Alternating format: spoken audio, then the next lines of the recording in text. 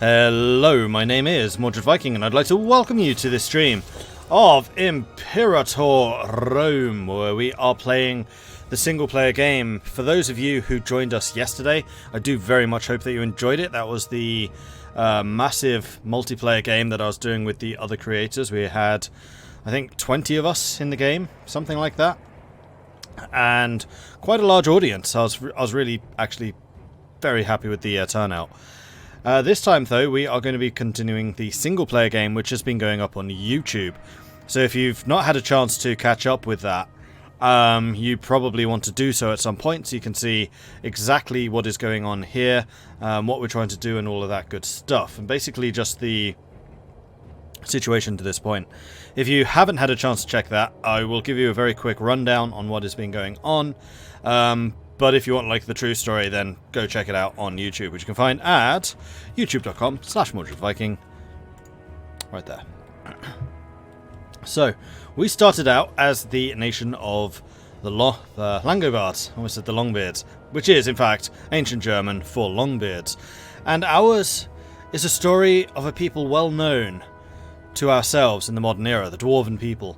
And this is their story of how they came from the sordid woodlands of Germany to come to their mountain homes and their love affair with gold. And to that end, they have migrated through Germany, through Poland, through parts of Hungary, and ended up over here in the Carpathian Mountains. Their capital, a gold-producing province of Imeprator. However, things aren't going amazingly well right now because we are currently involved in a civil war. I'm a little bit surprised that they managed to get as many troops here as they have, because I was fairly sure that my clan leaders were loyal, except for the guy who rose up, of course. So we're going to be having a rather difficult battle. I was kind of hoping I'd be able to call in my allies, which we in fact can. How do we do that?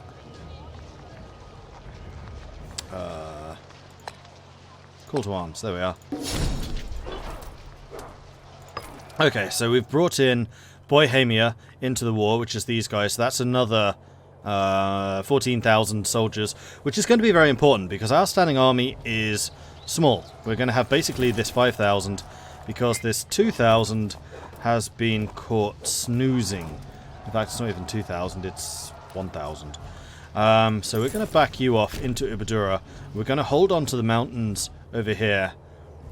They're probably going to capture these, but we're going to be fighting with these. So let's move on with that. They were in fact defeated, as we suspected, and it is now winter. So we're going to let winter attrition do some damage to them, although we are going to be taking some in the province of Imeprator.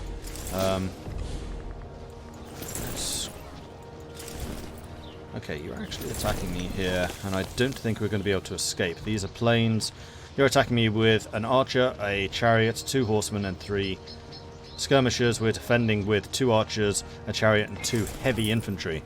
So I would say that my army is probably better. Unfortunately, the general in charge of this army is atrocious. So let's bring in Theodora Marcellus.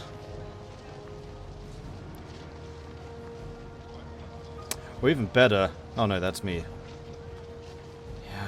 My generalship's just not very good. What's theirs? They have a level 7, so they are going to get a extra roll for that. We do get the extra discipline, and we're going to be fighting Bottleneck because we have better troops for it.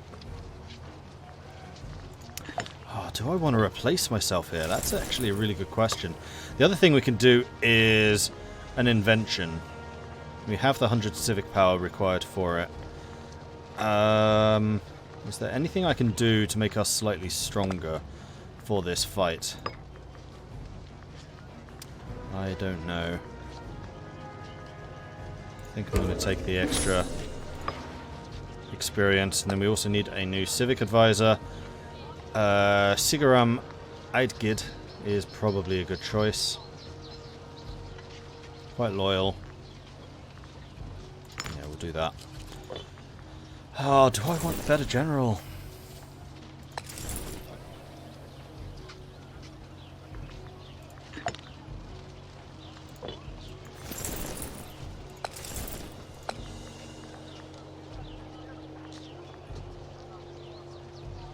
We will have the slower reinforcement speed, but I think I just want that extra generalship. No, I'm going to stick with the discipline. We're going to see how that goes. It's very likely that our side will lose. Our commander only needs a level 3 to their level 7. Yeah, I mean, that is a very good point. No, we're going to... Oh, for God's sake, I keep pressing the wrong button. We're going to switch. We're going to switch to you. We are using our tactics. The other thing I want to know is why exactly we have slingers in the front row. Like, why does this matter? I think my secondary...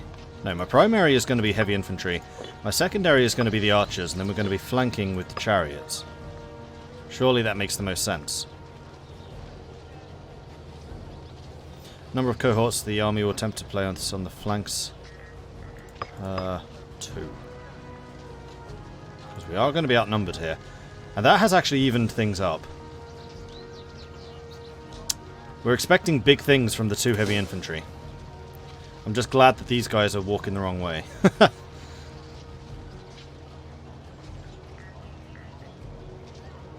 Okay, battle is joined. So, they are lower morale than we are. We have the better morale. We are outnumbered by 1,000. But our heavy infantry are a lot stronger than theirs. No bonus from tactics, and then you're going to be thrown in too. Morale-wise, we are winning. We're crushing them, actually. But it's going to be a difficult fight to continue this. The other thing that we should be doing, actually, before we forget, is training some more soldiers. So I think I'm going to recruit 2 units of light infantry, just so we can make up the numbers.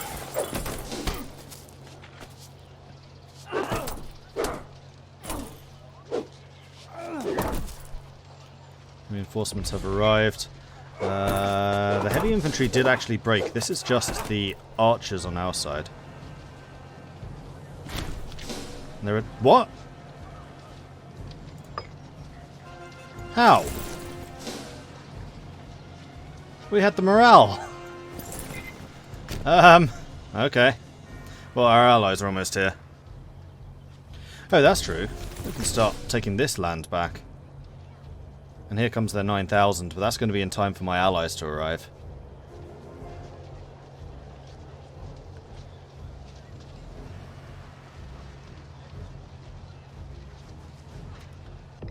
And you're attacking the 6,000.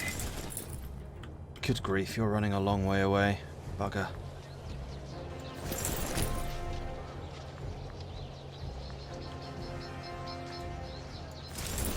Well, I think that we're going to need to hire some more huzzah light infantry. I mean, the thing that we do have in our advantage here is manpower.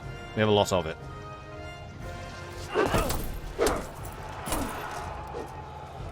They have a lot of chariots. Yeah, but I don't think the chariots are effective against heavy infantry. That's why I was using them. Actually, one way to find out. Build units. Heavy chariots are bad against heavy infantry, minus 50%. And heavy infantry have a bonus against chariots of 25%. I think it was just the numbers. What are the 5 recommended nations of the starting menu? I don't actually remember seeing 5 starting nations. I could be wrong though. Nope, the notifications aren't up. Norwegian Viking, thank you very much for the subscription. I appreciate that. Welcome to the channel. I just pressed the wrong buttons. Why did that disappear? There we go. Hello, hello, hello. When your allies occupy provinces, do they take the pops as slaves? I don't think so. If they do, then... oh well. I mean, they're going to have to get through Ibadura, regardless. And if we can take this siege, then that's going to be good things. I just kind of wish you guys weren't running so far away now. They are down to 1 chariot. We have heavy cavalry in a chariot. Right, heavy cavalry, what are you good against? Heavy cavalry is plus 25 against chariots. In fact, heavy cavalry is good against everything except heavy infantry and war elephants. I need to get some of them. And we did win. Good. So that's 1-all. Huzzah! And we have another army here, which can go and reinforce them, and will in fact need to do so with some haste. Unfortunately, my heavies aren't going to be able to get into that fight. Oh, why did you move them away? We're getting divided up here, which is not good.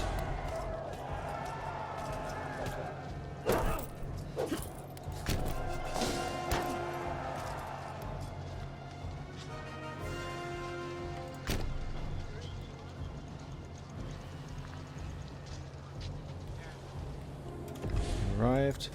Yes. Let's bring you back into the fray. Looking forward to this. No, you can't really comment, but I look forward to your reactions. I can't say whether I like it or not, but I can tell you about the game, what I'm doing, why I'm doing it, and that type of stuff. Just ask Boudica about how good chariots are against heavy infantry. You would think that, but the evidence is here. And wow, chariots are really bad against heavy cavalry. Main thing chariots are good against is light infantry. And I definitely made the right decision switching out my commander there. And he shouldn't have gained any popularity because he lost the fight. Which means that my ruler didn't lose popularity.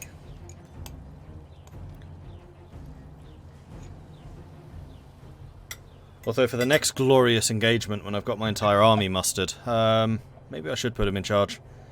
Get some popularity just by winning battles. And high popularity is important because popularity equals loyalty bonus. At least for a tribal state.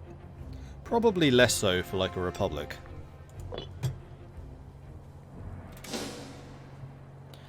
Dude, just nuke them. That's not really helpful, Toast.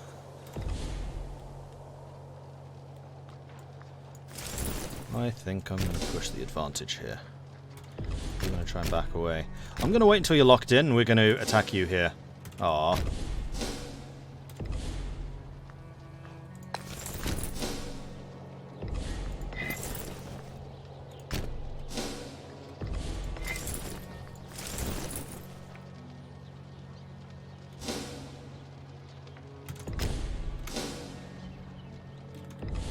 My reinforcements, miles away. So we're going to hit them with 6,000 against 4,000. Are you seriously telling me that they're going to get away? No way. Oops. That was probably a suicide. We are going to catch them. Why are you saying we're going to lose this? We have you as a commander. Oh, that's why. Because you're awful at fighting. Let's bring in Dagaricus. Pretty good commander. Can I tell you to run away yet? Yes. No.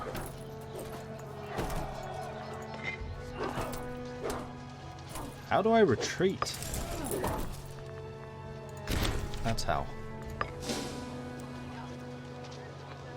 Oh, yes! My allies have got them involved. So this is just the 6,000 against the 3,000. This is just a numbers game. And oh my gosh, my allies won because they were really low on morale. Haha! Fantastic. Alright, so this is a 0-0. I forgot to set my tactic. 2,800 light infantry, 1,300 chariots, 600 archers against much the same, except they have light cavalry and we don't. But we have numbers on our side this time. And we are punishing them.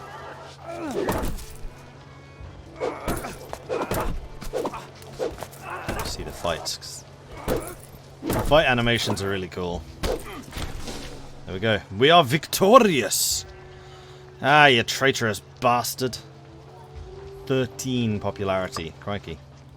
Alright, so, Bossman is almost here. Let's go and push our advantage and start stealing some of this land back. Well, it's not stealing it back, it's retaking it. It is my land after all. What made the Sun Lake Revolt? They had a really, really rebellious leader.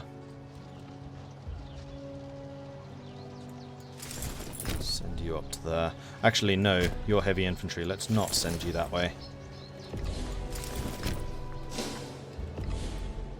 Oh, you retreated here, did you?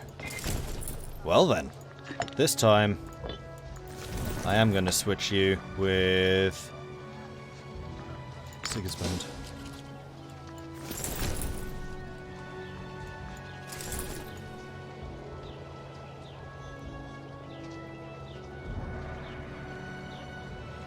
Because this time we should get the popularity from winning the fight. Because they have basically no morale. We outnumber them. We have a heavy infantry. And heavy infantry are excellent against light infantry, chariots, and... well, basically, light infantry and chariots. We should dominate them. We are taking more casualties, but that's because we also have the river crossing. That's true. And we have Bohemia on the way as well. We get another invention. There we go. Victory is ours. Oh, I didn't get any... He's the wrong guy.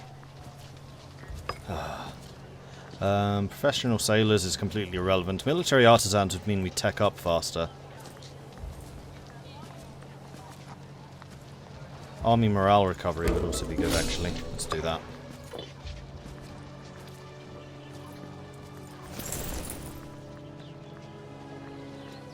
You two go and siege that down, because there is a level 1 fort here, so we need to have at least 5,000 men. Whoops. That's true. We should go and intercept them. And crush them, once and for all.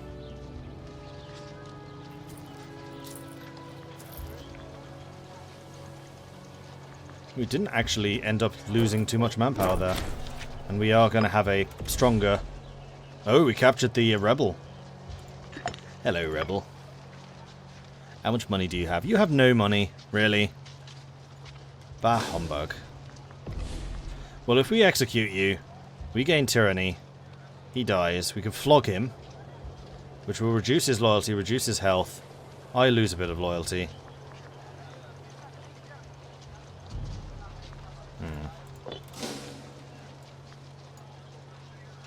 That's a rather large army. Let's move our troops up. Is there a way to reform from tribal? Yes, there is. At the moment we're migratory tribal. You can reform from migratory to settled, and then from settled you can become a monarchy or a republic. Although you might need to become a federated tribe first. Not actually sure on that level. Ooh, I can get a tradition. Archer offense plus 15%, light infantry morale, or chariot offense. I don't think we're going down the chariot route, which is what this one mostly is. Although the army weight modifier would be nice, because that would mean you'd suffer less attrition. We can do the central one. Light infantry, light cavalry, chariots. Enslavement efficiency is quite strong because it means you take more slaves. Archer forest combat, light infantry forest combat. I mean, that sounds decidedly elven, going for forest combat. Archer offense, manpower, chariot and light infantry planes. Enables raised levies. Don't know what that does. Wrong culture, happiness, cohort recruit, heavy infantry offense, siege ability, and then morale of armies. I think we're going to go with the archer offense. I do like archers, they are quite strong.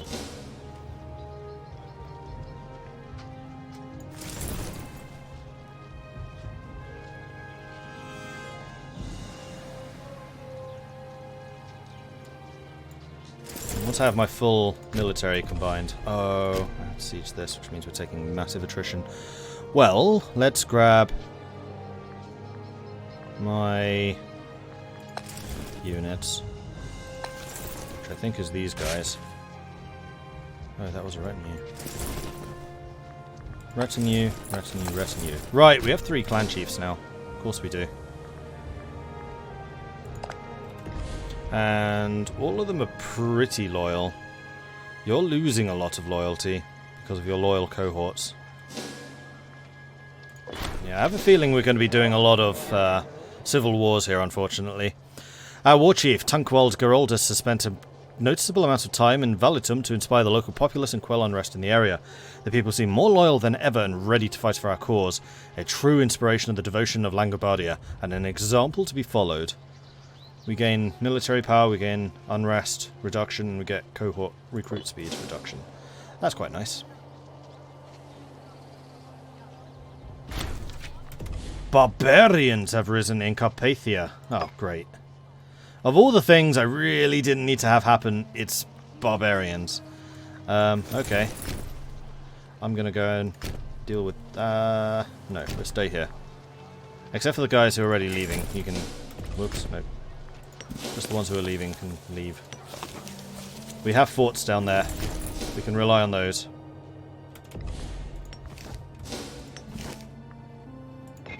Now, can I talk to the barbarians? I can pay them off. I'd have to pay them a lot to tell them to leave. 35 ducats. Or I can fight them and hopefully gain some experience. What do they have? 7 archers, 4 chariots, and 3 light cavalry. Terrible timing. Bloody orcs are attacking us. Yeah, exactly. Wow, we have another invention already. I'm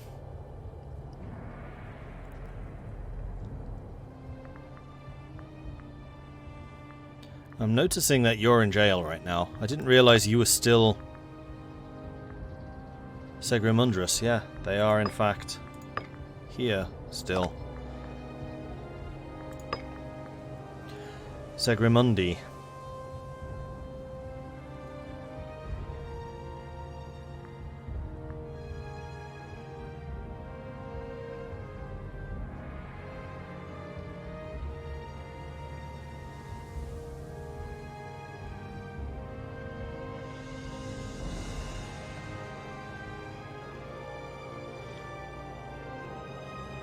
So who are we fighting? Dagaricus.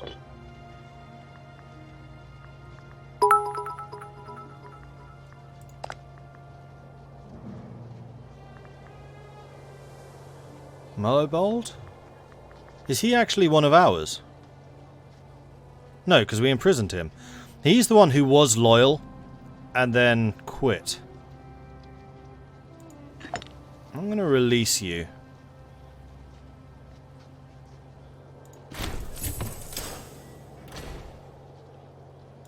Because that is a big buff to loyalty. And I'm hoping he remembers that. And if he doesn't, I execute you. Fool me once, shame on you. My tribal chief, the Sungabaria orcs, have pillaged Marconis, and they have caused enough damage to decrease the civilization value by 14. And then they leave. Unless, of course, they're going here, which is possible. Ooh, Grolberg, thank you very much for the bits. I appreciate that. What do the Roman numerals on the side of the armies mean? That's the number of the army. Is it possible to play as any of the British Celtic tribes in this? Yes, you absolutely can. You can play as any nation. The only nice thing I've seen so far from barbarians is they provide free slaves when you defeat them. Well, hopefully this siege will finish soon, so we can get this civil war over and done with, and then we can go and take them. Unfortunately, they didn't go for my capital, which would have held them there, and then it'd be a battle in the mountains, and we'd be defending. Hey, Bussy. How much population do we have? We have got... Actually, easier way to check that is here, 48 pops. We're actually quite a small tribe still. We're just quite wide. We have quite a lot of land, but a small population.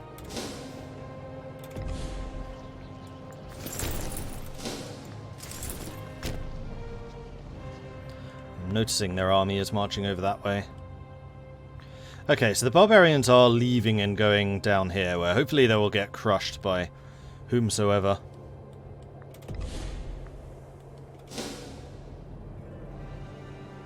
Oh, that still counts as a fort. Really? So every time they lose their capital and they have one city left, their fort moves. Alright, noted. I hate the Langobards. They ruined the Attila game. Yeah, but they're longbeards. They're dwarves. You gotta love them, really. Okay, so we could have another omen. Had this omen started like 3 months earlier, we could have gone for the extra discipline from War Chant, but now I don't think that we necessarily need to. I think I'm probably going to go for the population growth. Just keep everything ticking over. We can do another invention, but it does occur to me that I think we've been using, civic power to move people around so that we can continue the colonization effort. And that really needs to take priority, so... Unless there's a really good... I mean, omen power is pretty good. Invention that I want to get. I mean, these two could be quite strong too. You know what? Omen power I will take. Hopefully that retroactively affects this. It should do. Because that's just a number from there. You're trying to sell... You're trying to buy my grain. We do have a surplus. I'd rather have grain in my capital, however, so sorry. Sorry, but no.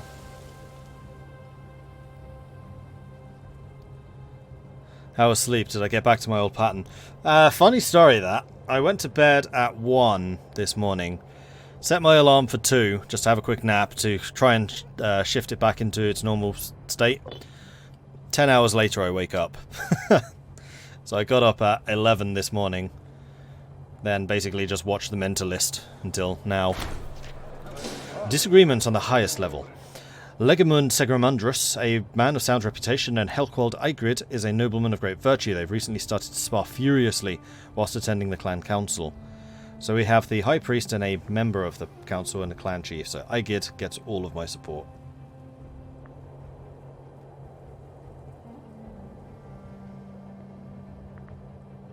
Oh, and that would also make him a friend of mine. Hell yes. I don't care about the high priest. That's really good, because that's going to make him, like, permanently loyal to us now.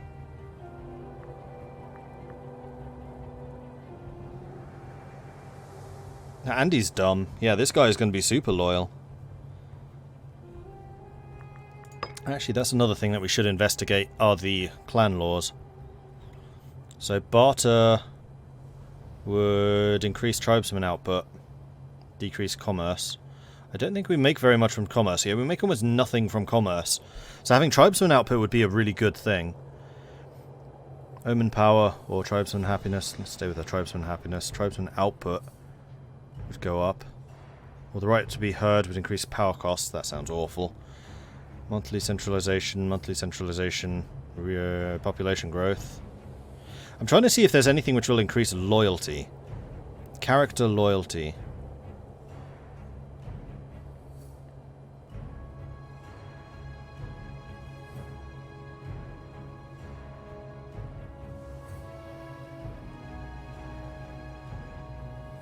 Because we already took the open hearings to get more clans.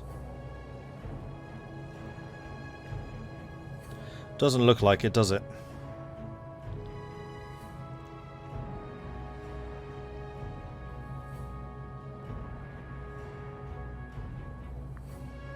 I'm tempted by this. Increase national tribesman output by 20%. That's going to mean more manpower and more money.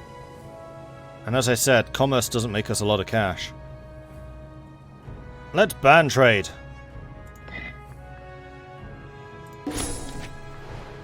Domestic trade is a subjective matter. As long as all parties are content with the deal, then we see no reason to step in. Nonetheless, we should legislate for a system of good practice when engaging in barter trade. Such agreements are notoriously difficult to tax, however.